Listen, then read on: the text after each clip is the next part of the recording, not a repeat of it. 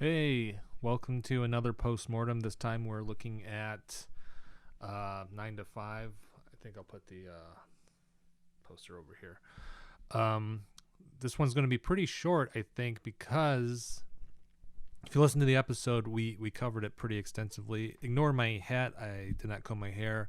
I ordered a new baseball cap to, help with that, being lazy and not combing my hair.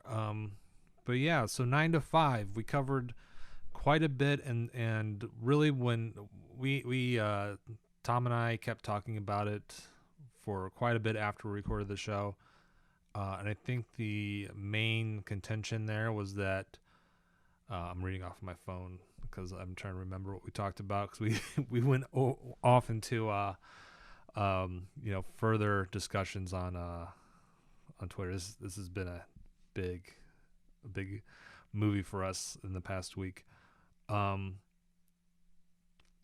what we're looking at is that a lot of the changes that the women have created and proposed, the daycare, equal salary, job sharing program, flexible time, that kind of stuff. And while it's amazing, great stuff,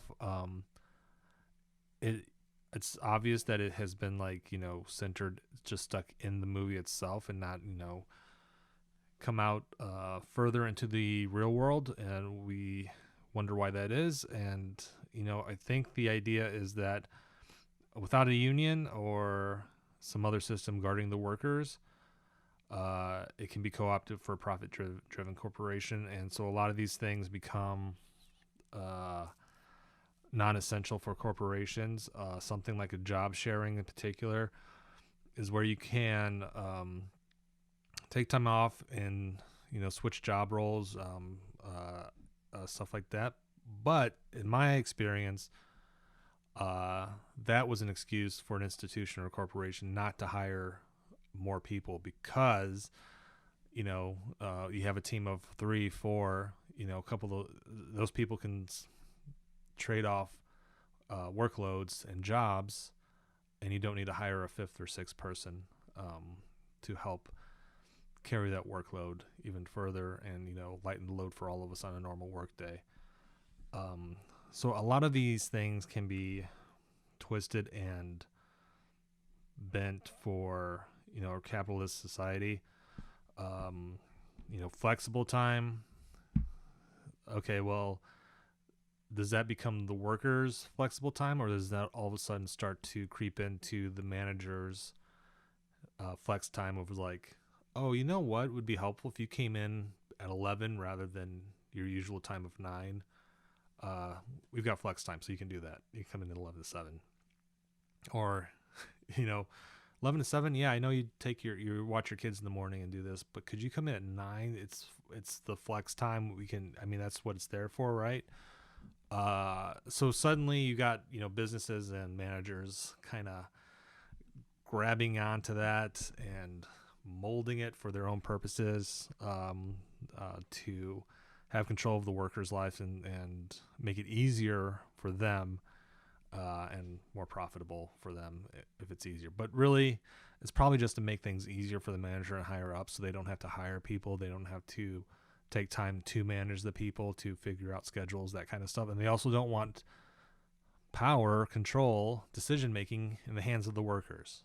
So without unions, without that kind of stuff, it's a loss. So I think there's been talk of sequels for 9 to 5, and I think that would be the next step in tackling solidarity, organization, mutual aid. That would be the best focused for these, because we don't see that community with the women or the workers on that floor.